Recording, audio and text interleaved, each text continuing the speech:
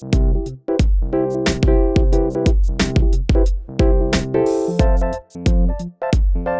for some two-player only board games that have a little bit more meat to it, they kind of give you that same feeling of playing like a heavier midweight Euro. Well, you've come to the right place, my friends, because in this video we'll be looking at 5 two-player only games that you can sink your teeth into that will extend your game night a little bit longer with you and your significant other or your bestie.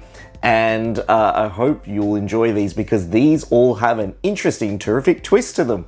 Hi, my name's Danny. I'm an avid modern board gamer from Australia. I love sharing my passion for this hobby with you, my friends, and my family. Come and join me on this journey. And don't forget to subscribe for more wholesome board game content.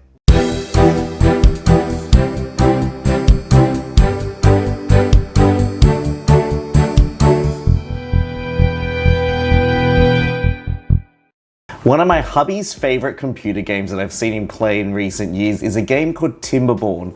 It's all about beavers building a dam and trying to manage the water flow system in the city. And so when I saw Timbertown, which is a two-player only tile laying drafting game, I thought, this might be my in. This might be my way to get my hubby to the table to play a two-player game with a theme that he's already kind of got a good grasp on.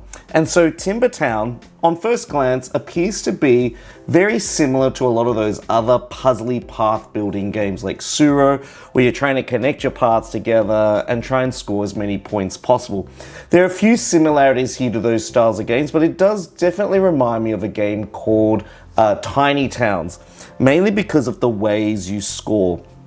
So in this game, players are going to be sitting opposite each other, and there's going to be this river system here where every single round the river tiles are going to move and everything is going to shift from left to right. When you take a tile, you can only place that tile that you take in the column that corresponds with the current column that you took that tile from. So if I take a building tile from the first river column here, it has to go in my first column on my player board. That positioning or the geographical planning is going to require a little bit of deep thinking, because if you want it in your third or fourth column, you're gonna have to wait a few turns for those tiles to kind of slide across before you can grab them. Now, obviously in a lot of these games, there's different ways to break the rules. So in this game, when you build a construction building, there's often a cool little token that comes with it. If it is a crane token, it basically allows you to place a piece that you take anywhere in your 4x4 grid. If you take a dam token, that allows you to take 2 tiles instead of 1, giving you the ability to snap up more than one option, but it does mean that you fill out your city a little bit quicker.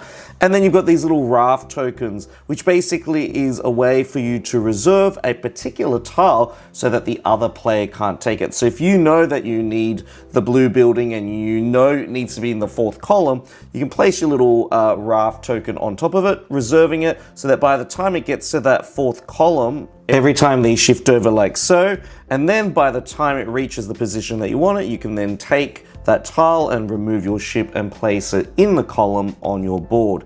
Now, each of the different card combinations of ways to score is going to vary quite widely. So there are parks, which often prefer the parks to be at the corners of your board.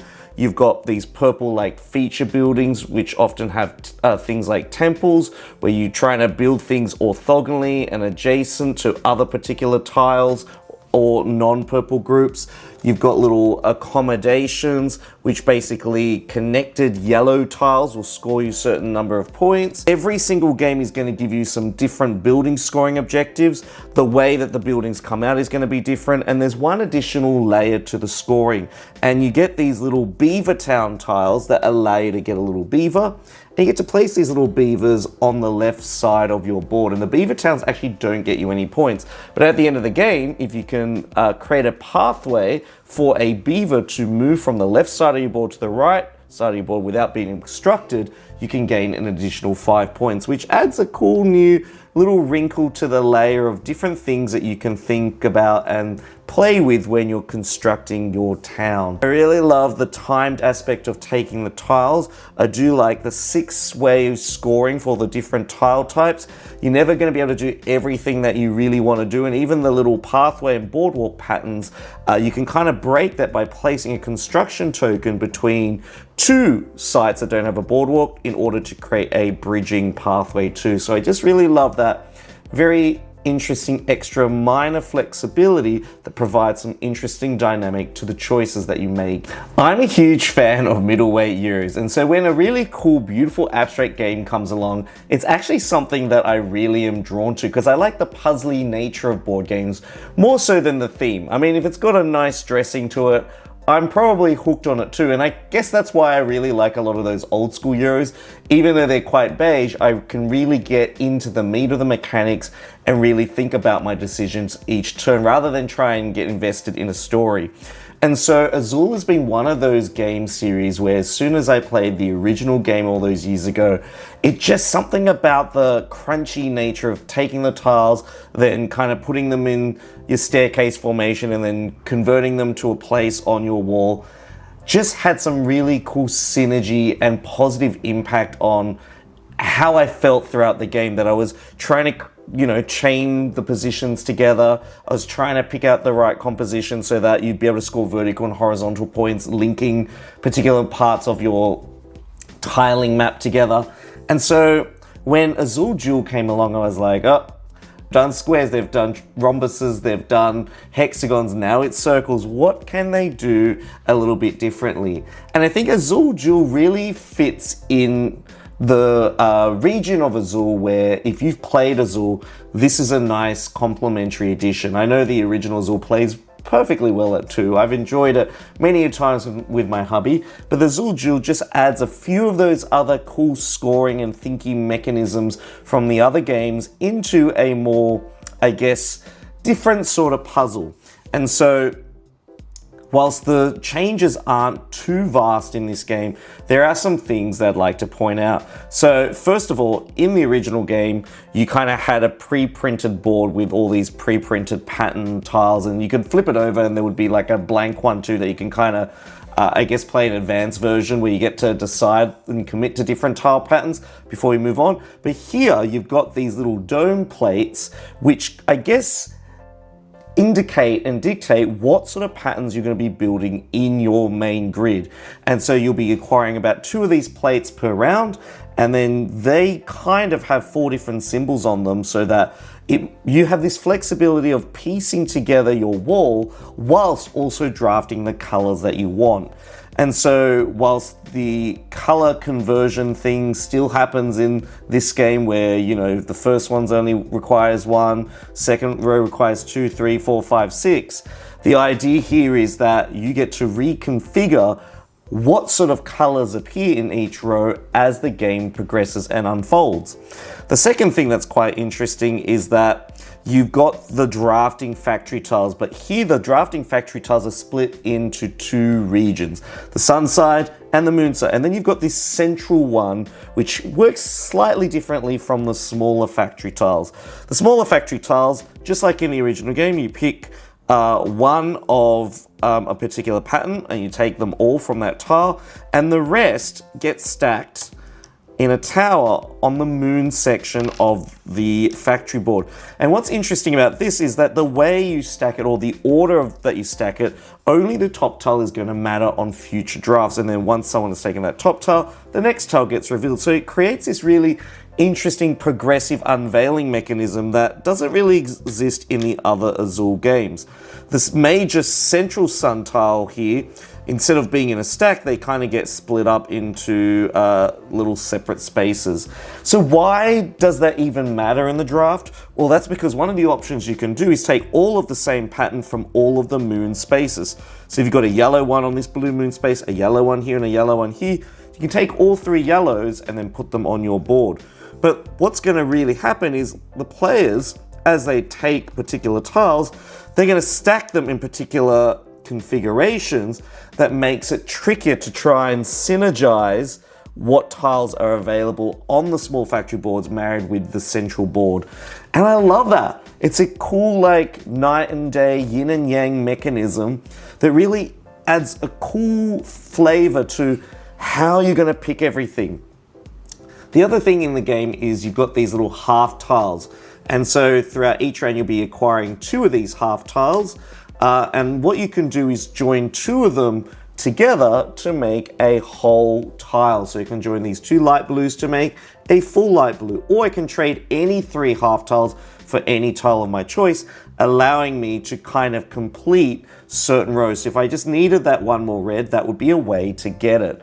Or if I needed, you know, that 1 more yellow, that would be a different way to get it. You've also got these little dome tiles where you've got 3 colored spaces and 1, I guess, beige colored space. So the idea of these dome tiles is that when you finish the 3 colors, you automatically get this cream one, and depending on which row it's in, you get the number of points based on that row. And we all know, if you're familiar with Azul, that the bottom row requires a lot more long-term investment because it requires a lot more tiles, so you get a little bit of a higher reward. But the fact that these tiles are 2 by 2, you can rotate them when you place them down if you know that you want to get 6 points from that. And that's so cool, just this little rotating mechanism of rotating the little dome plate and then placing in the dome space means that you can work towards filling up the 5, filling up that 1 6, and then getting this extra 6 points as a bonus. It has that really satisfying feeling to it. Not only that, you do have a whole lot of tile objectives, and you get 3 of them each and every game, which really varies the sort of, I guess, direction that you're kind of progressing towards as you're scoring your points. The other thing that these plate tiles have are these little joker spaces.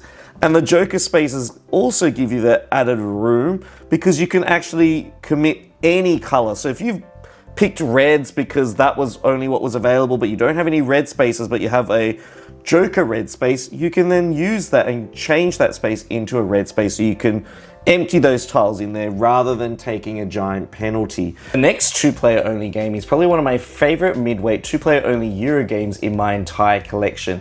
And this is not really the typical Euro game that I'm usually invested in because there's a little bit of battling in this game. I tend to like my resource conversion style games, but this game you are taking on a faction, and it's basically only 2 factions in this game. One which is all industrial and metal and all about building factories and destroying the forest, and the other one are kind of like the people that live in the forest, the people that are native, they draw on the power of the spirits. And so you've got this clash of like machinery and forest, kind of like Ryan Lockett's game Haven.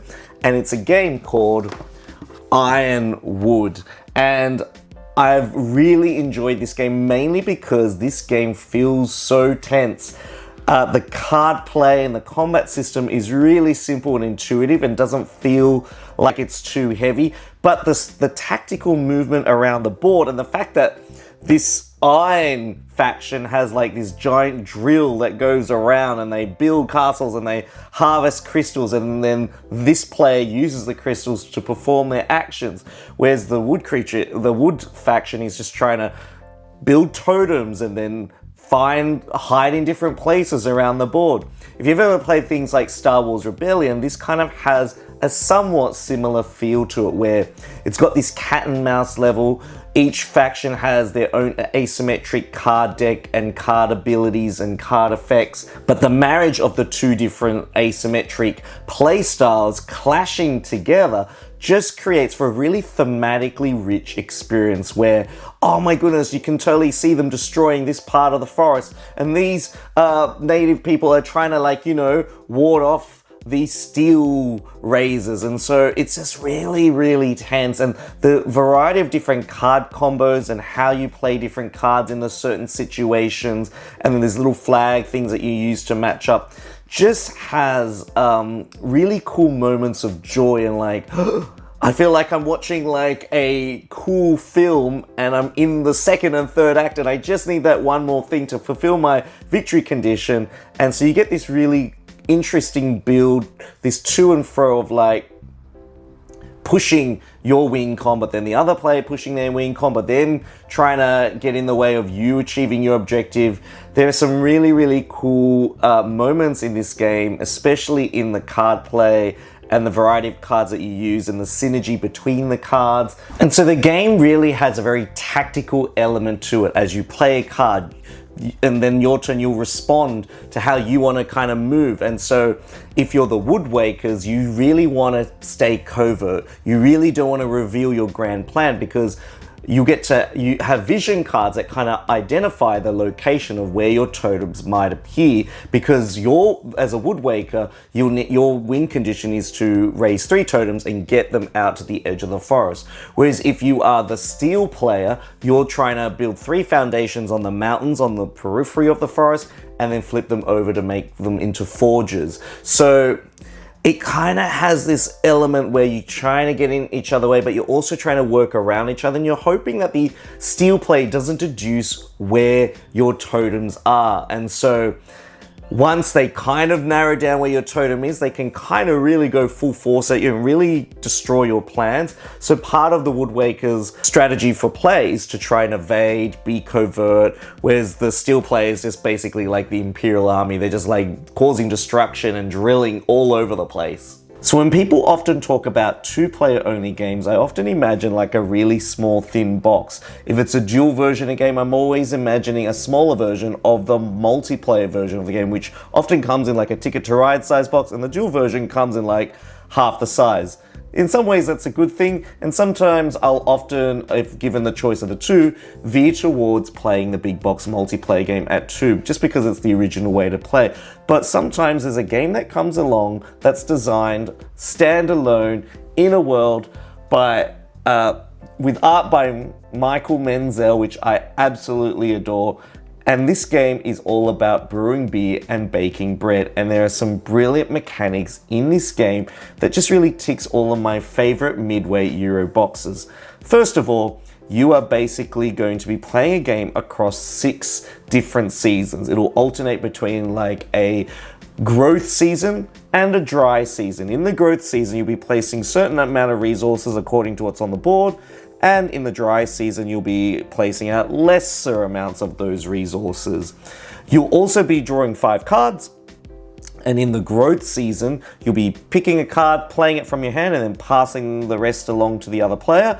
But in the dry season, you'll be getting your hand of 5 cards, but you won't be passing any of them along. However, there'll be 3 face-up cards here that you can kind of exchange from your hand and use them instead of what you've got. And so it's a little bit more restrictive in the dry season. So this game kind of has this flourishing season and then a dry season where everything's restricted, and it flourishes again and it's more restricted. So it kind of goes through ebbs and flows, just like if you're running like a real farm.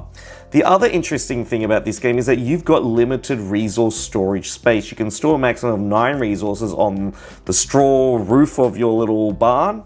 And so if you take too many resources, so that if you get a little bit too greedy, any excess resources actually gets donated to your opponent. So you've got to be really careful about trying to use your cards, because the way you get resources in the game is by stacking the cards like this. Now, all the cards in this game are multifunctional and unique. And so when you harvest, you're harvesting all the resources on here, so you're naturally going to probably take more than you need. So you're limited by which ones you get from the field of each of the resource, but you're also limited by the space that you can store things. So you're incentivized, I guess, to try and grab the resources, use the resources to bake the bread, and the recipe for baking bread is on this little chalkboard, and the recipe for baking beer is on this chalkboard. That kind of incentivizes you to kind of get all your resources converted into these 2 products, and then get more resources after that. And so you've kind of time everything really, really well. The other thing that you can use your card for is that you can actually tuck them under your side of the board, and there are actually 6 different symbols. There's like money, the broom, the chef hat, the little bag of flour, the sickle, and the sun. And depending on the symbol on the card that you're using, you can upgrade in a particular area, and they give you ongoing abilities depending on the type of symbol it's based around. So the chef's hat's usually about cooking bread or brewing beer, but then the money one is all about earning income. And so when you get to the end of the game, you're going to basically count up the amount of bread you've made and the monetary value that's summed up on all of the bread that you've made. You're going to be counting up the amount of beer that you made and summing up the monetary value. And based on those two values, whichever one has the lowest value of the two is going to be your final score. And you're going to be comparing that to your opponent. And so you don't just want to go all in on beer, you kind of have to dabble in a bit of both. And you're trying to move them up both at the same time. In addition to that puzzle, you can see why this is such a really intelligently designed game. Your storage capacity for your beer and your bread is 1. And so you're looking for ways and abilities on cards to increase your storage capacity. So that way you can make more beer, make more bread, and do that at the same time so that at the end of the round when you empty it, you can save them up for that monetary scoring value. And so the combination of all these multi-use unique cards, each card has like 3 different ways you can use it, and then this restriction of the resources and the funneling of the resources into converting them into recipes feels immensely satisfying. It's got a really cool, if you love interesting card combos, card plays, this game has it all condensed in a really minuscule 2-player only game experience. The next game I want to talk about is a game that's set in the world of Planter Nubo. And if you're thinking, Planter what? Well, it's a very niche game designed by Uwe Rosenberg, set in the near future where the planet is lush and green, but you've got these like technology and steampunk machines that kind of help with the harvesting and help with the way of life. And so this next game is set in that same world, but it's for 2 players only. It's called Suna Valo, and this is a basically resource harvesting game for 2 players only where you're going to be fulfilling different contracts. And you might be thinking, hang on a minute, Danny,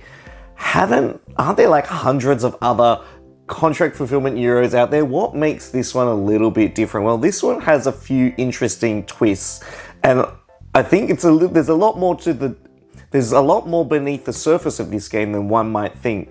First of all, this is a game where you're going to be taking cards, placing them into columns, and whenever you place a card in a column, you're going to trigger the resource production of all the resources in that row. However, the resources that you get from that column can only be stored in little crate symbols that appear on your cards or on your player board. And so when you trigger it, you can't just kind of store them to the side of your board. You actually have to find a place for all of those resources to go in.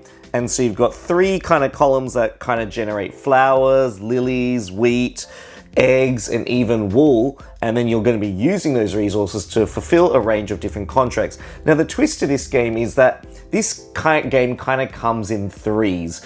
You've got 3 different areas for you to purchase cards from. You've got the common market area, you've got your little playboard market area, and your opponent playboard market area. And so how you acquire cards in this game is that you can either pay using any number of resource or any combination of resources, just buy a card from the market area and put it in your tableau. You can either buy one of your opponent's 3 cards, which they've already allocated and set a price to by putting resources on it, which when you buy their card, not only do they get to take their resource back that's on the card, but they also get to keep the resource that you paid them in order to get their card from them. They can also do the same to you. They can actually buy one of your cards and you'll get to keep all the resources as well, provided you got storage space for them. And so you can tap into 3 different locations to buy the cards that you want to build this column-based array tableau in front of you. The other interesting thing is that this game has a lot of things you need to unlock. A lot of little gates that you have to kind of figure out and then, I guess, take off your board. And as you uncover things off your board, you can progress further up the bot track. And so the bot track basically is 2 little tech tracks, and one of the tech tracks allows you to unlock certain tiles, and you'll be able to get 2 different bot tiles throughout the game that give you all of these cool little stone resources, which can be used at the market, which can then be converted into one of the other 5 resources. And then you've got a secondary bot track that when you unlock them, you'll be able to use it as a multiplier for I guess, how far you progress up the other bot track. So you've got this kind of mathematical game going on the right-hand side of your playboard, as well as an end-game scoring tile. And so you get to decide what kind of bonus triggers do you want, or bonus bot abilities, which will give you kind of these little cool stones every time you trigger a particular column in your tableau, as well as end-game scoring. You also have there's like a whole lot of different cards. So when you have your little player board in front of you, you'll be building your cards down these 6 columns. So the 3 left ones are resources. This middle one generates rocks, but also allows you to move up the tech track. You've got this 5th one, which allows you to perform delivery actions. So depending on the number of little flying bots, you can deliver that many times. And also you can acquire your own private contracts that you can also deliver and fulfill, which gives you endgame points. But what's interesting about this game is that every time you fill up a row, you'll get a row bonus. And the row bonus either gives you 5 points at the end of the game, or it gives you an exclamation mark, which allows you to reactivate everything in that row, which is super cool. So this game not only uses the idea of triggering columns every time you place a new card in there, but also whenever you complete and I guess invest in all 6 columns, you're going to be able to trigger the rows a couple of times throughout the game, which gives you a cascading feeling to it. That there are public deliveries and also ship deliveries that appear on the main game board. And so when you're making a public delivery, you're trying to race against the other player to fulfill and place different resources in those cards as they get slowly unveiled across the 3 areas in the game. And if you're the first to do it, you can put a barrel on one of the high end-game victory point scoring spaces that also unlocks another part of your board. And so everything in this game is integrated. When you place or fulfill public order, there's different little bonuses that kind of incentivize you to continue to contribute to that area. But also it means that the other player has to keep up with the fact that you might be fulfilling multiple orders in multiple places. Then you've got the ship order track down at the bottom, where you have to fulfill the order all in one go, but you get to pull a ship off your board and place it there, which will give you some sort of immediate bonus in the form of resources of some sort throughout the game. The centralized interaction of deciding where you're going to get your cards from and setting the prices for those cards is particularly interesting. And each card will have a minimum cost. So if a card has like a 2 on it, you have to at least commit 2 resources to it. But the fact that you might make it a little bit more expensive if you know that the other player needs that in order to complete a row in their tableau, or to, trigger a resource column. Or a player might go, you know what?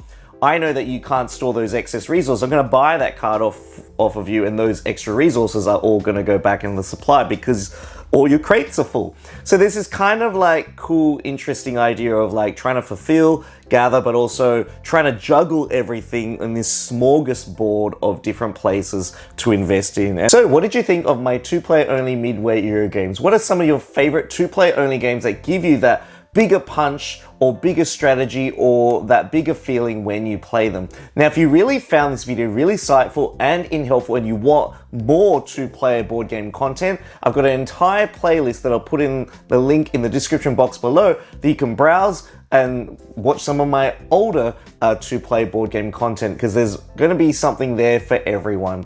Now, thanks once again for joining me for another Board Game Sanctuary video. If you really found this video super helpful, please consider buying me a coffee a month by heading over to my Patreon page and supporting me over there. Otherwise, I hope your next board game experience is a fun one. See you soon.